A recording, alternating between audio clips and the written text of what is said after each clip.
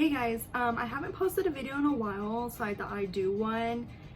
Today's video is gonna be a little different versus my other videos on my channel. I was trying to make this as a makeup tutorial just so it stayed consistent with my previous videos, but that didn't work out. So here we go. So this video is actually going to be about the Loch Ness Monster. I did do quite a bit of research on this. I'm pretty sure I didn't get everything. Like, I'm never going to be able to get everything. But I did get some good facts. And some of the stuff that I did find out, I was like, bruh, that did not... Okay, something's fishy. Get it? Fishy? No? Okay, never mind. Okay, so the setting of today's video is actually going to be the Loch Ness Lake, which is located in Scotland, if you did not know that. First off, I'm going to go over some facts about the lake itself so you get an idea of what's going on, so it makes more sense. I like doing a little background of the area itself before diving in, because I wanted to know who, what, when, where, and why, and what else. So let's jump into it. Alright, so we're gonna go over some facts about Loch Ness Lake so you get an idea, like I said, about the lake. Loch Ness Lake is freshwater and is one of the 3 lakes that make up the Great Glens. They're located in northeast Scotland by the Highlands. And this is what I found interesting. They don't freeze over in the cold winter. They don't freeze at all, which is a little funky for me anyways. I don't know how this works. I'm gonna have to like do some more research on it, but they don't freeze over, okay? It is about 20, so Lake Loch Ness itself is about 23 miles in length and a newly discovered depth of 889 feet, which is a lot. Okay, they thought it only went, like, well, you see the color, just ignore that. They believed that it only went about 700 feet, and now it's 889. The Coast Guard over there, they don't want to go verify this and make it official. They're like, we're not gonna mess with it. So that's that. There is a river that runs out of Loch Ness, which is about 6 miles in length, and which I found kind of ironic, but they found out European eels have been inhabiting the lake. They're from the Bahamas and they traveled about 3,000 miles to go live there. They are all over the lake. You will find them everywhere. And I thought it was pretty kind of ironic since we're talking about the Loch Ness Monster, right? And that kind of gives you an idea about the lake itself. It is coded as frigid waters. And yeah, it's a lot of forest area. So let's get into the actual story facts of what made Nessie kind of like the star of the lake. So in 1993, there was a road that was completed that went along the shoreline of Loch Ness Lake. And that's where Christopher Spicer and his wife said that they saw something run across the front of, in front of their car from the trees across the road into the lake. And they described this creature as a large animal with no legs. It has like a long neck, but like no legs. So I thought that was pretty interesting, but kind of weird. Like, how did it go across the road without legs? Like, was it a snake? Like, what was it, you know? So with all that going on, I was like, is this the first time? Like, is this really the first time this thing was seen? So I looked up who was the first person to have witnessed the Loch Ness Monster. And then I came across Saint Columba, who is a Irish missionary abbot, an abbot means like the monk leader, like a leader of monks. So he was all that. He was a historical scholar, an author, a poet, a statesman, all that jazz. He was up there, you know, he was up there. he was like the person you wanted to be friends with back in the day. But he's really well known in their history. He has helped create a lot of churches and monasteries, which I thought was pretty interesting. I'm not a big religious person, but he did leave a pretty good footprint in Scottish history. So the biography of St. Columba was actually created by one of his family members who was a follower of St. Columba. So the person who wrote this name was actually St. Adminan, Adomnan, I'm pretty sure I butchered his name, who was actually a descendant of St. Columba's grandpappy. So, you don't know. So on August 22nd, 565 AD is when Columba encountered Nessie. So this is when, this part I didn't really find believable, just because there's multiple different versions of the story.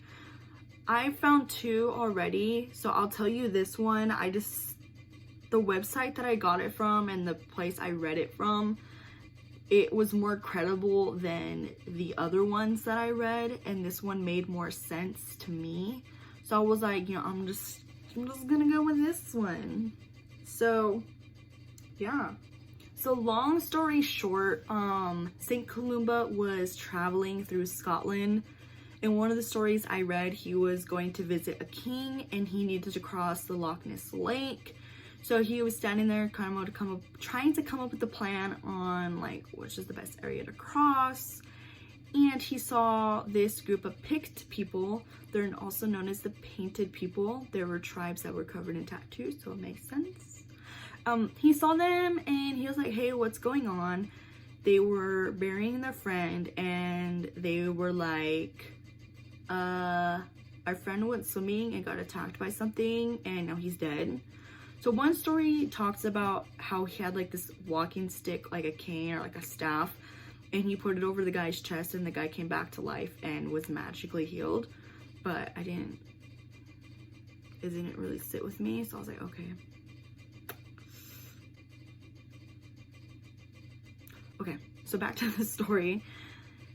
He was like, okay, so with being presented with all these red flags, he still didn't really care about the dangers. He ordered one of his followers to go into the lake and retrieve a boat, and one of his followers just like, yeah, let's do it. Like, he went ahead and did it. And his name was Lugan Mokaman. Pretty sure I pronounced that wrong too. But he went to the water, no questions asked. And I guess this is when Nessie decided to be like, sup, bro? But no, seriously, in the story, it says that Nessie came up, like the monster came up and had his mouth wide open and was going after him with an open mouth. And everyone was freaking out, terrified. They don't know what's going on. They're like, I would be freaking out. Like, dude, like, what if I saw that? I'd be like, bye, I'm out of here. But Columba being Columba, he decided to raise his hands and invoke the name of God and was like, yo, you need to stop. You need to stop in the name of God. Go back to where you came from and never harm another man. And according to everybody with Columba, this creature never came back. Just because there's different versions of the story, it's really unsure exactly what happened, because back in the day, people were very dramatic. And especially when you're a poet and an author, like, being dramatic is just, it comes naturally. So no one ever really knows exactly what happened, but that's the story. And then when the Romans decided to go explore northern Scotland, they came across these stones and carvings that were in the stones of animals that were found around the area, just like cavemen kind of like recorded their stories with like hunting and, you know, stuff like that. So it was kind of like that. And a lot of these animals were recognizable except a couple of them. I believe it's just like one or it was two. I'm not sure off the top of my head, but I know there were some animals that were unrecognizable. So a lot of historians and scholars with this one specific carving, they described it as a swimming elephant because in the carvings it had like a long snout and like a long neck, and instead of legs it had flippers. So it was like a prehistoric looking animal, I'm assuming. Actually, not actually what it looked like. So it was pretty intense. And I was looking more into it, and I noticed a lot of Scottish folklore when it comes to like their crazy mythical creatures. A lot of them revolved around bodies of water, like rivers and like the water horse. The water horse is known to lure children in by offering rides on its back, and when they're out in the water far enough, the children end up stuck onto the water horse, and then the water horse drowns them, and then within the next days their bodies are found along the shoreline. Intense. Yeah, no, I thought that was like, bro, like, you know, like after seeing the movie Water Horse, I was like, you should have died, but you didn't. So going back to 1933, with the first couple that did report seeing their creature, they did describe this creature as having a long neck and a large body, but it didn't have feet or flippers. So they were like, no, it didn't have that, but this is what it looked like. And a few weeks after that, there was a motorcyclist who also reported something similar, but this time the creature did have legs, like not legs, but flippers, and it had a long neck and a large body. So the stories were similar, but when it came to describing the creature, it was inconsistent. So I really don't know what to think about it besides that it just became like, oh, they saw it, so I'm gonna go pretend I saw it. You know what I mean? But with this going around, it did spark a lot of curiosity in some reporters. So Daily Mail decided to jump in. London Daily Mail decided to jump into the mix. They sent out some reporters to figure out what was going on. Then they hired a big game hunter named Marmaduke Wetherell. There was even a circus that was offering a 20,000 pound reward for the capture of this creature. So it was pretty, it was getting kind of intense. It was kind of like almost a space war, kind of like, I'm gonna do it first, I'm gonna catch it first, you know what I mean? So, this is when everything started. It's just like boom, boom, boom, going.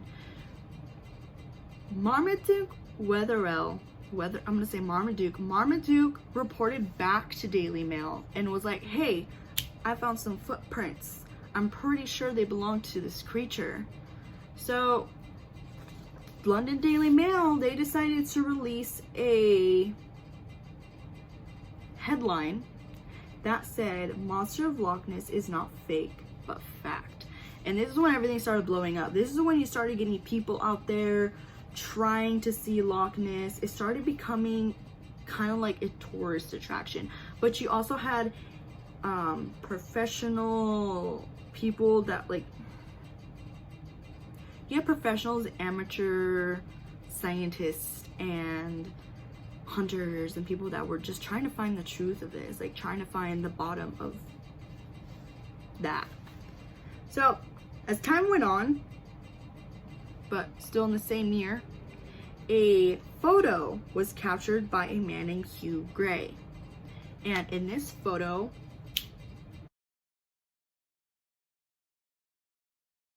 it made a lot of people like, is that really like Nessie? It's not.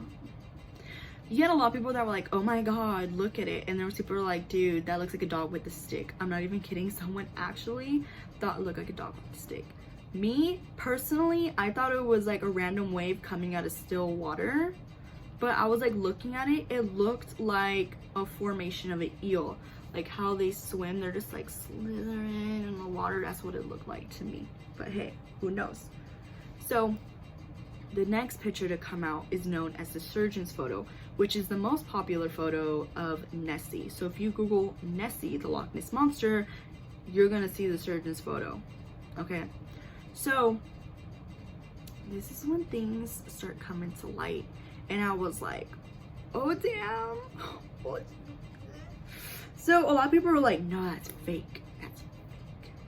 So the most popular photo is actually the cropped photo, which I was like, bruh. So this is the photo.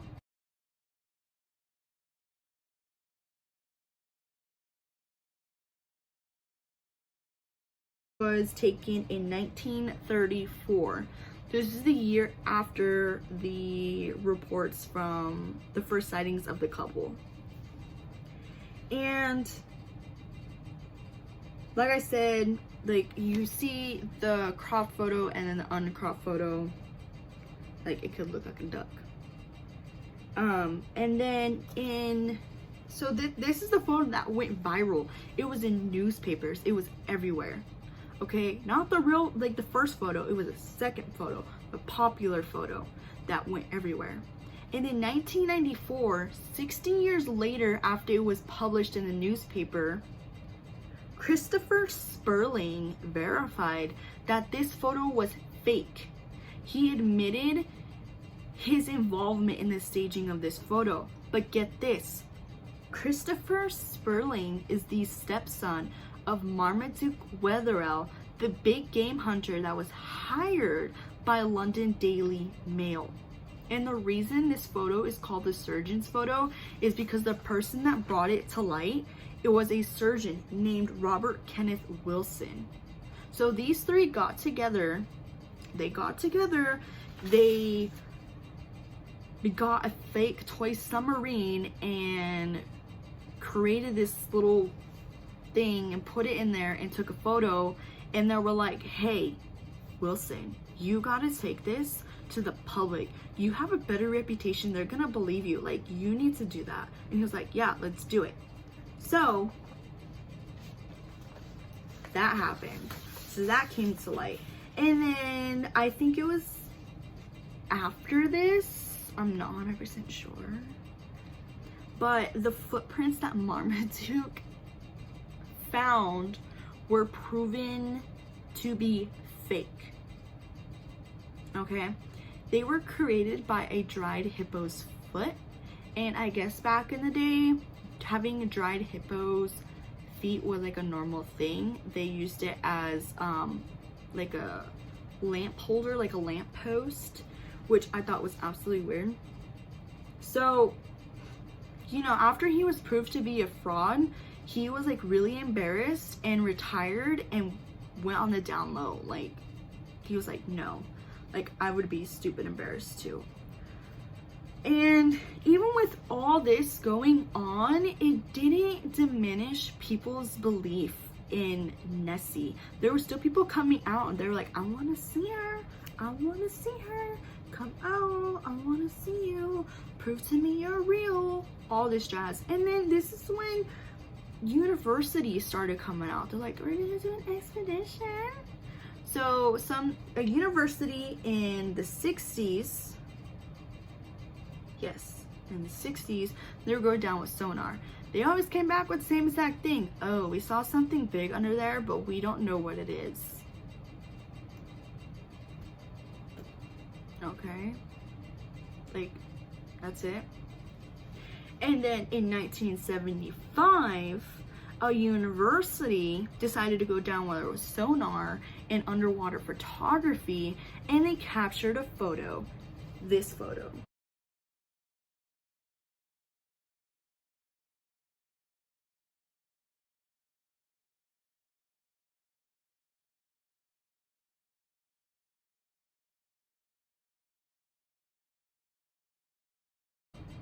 And they said that with the sonar, they did find something big down there moving around, but they weren't sure what it was. But they do believe this photo to be a large flipper of an aquatic creature. I don't know. When I look at it, I see like a root of a tree. There's a lot of trees around Loch Ness, and I think and believe that this picture is of roots that are slowly having the dirt be washed away from the water. So that's what I believe, because that's what it looks like a little bit. Like, I don't see the fin. Like, maybe it's just me. I don't know. So with all this going on, even to this day, there are people that are out there. There's tourists. It's a big tourist attraction. Like, people are going out there. You still have scientists out there. You still have people that are like, I'm gonna find this thing. Like, I am going to do this.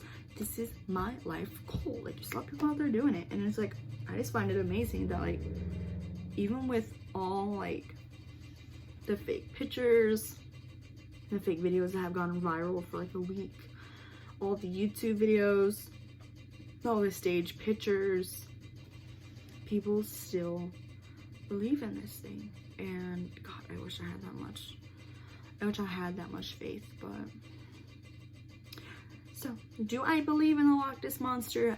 I don't believe in the Loch Ness Monster, but I do believe that there could be something large living at the bottom of the lake that has been spotted by a few people, and the story may have been exaggerated a little bit, but I do believe that there could be something down there. Like, it was just newly discovered that it's 889 feet. That's 189 more feet than what they originally thought. So I don't know what's down there, dude. Like, the ocean has not been discovered. Like, you don't know what could be in water. Like, it's like, dude, we used to have the freaking megalodon in the ocean. Like, anything is possible.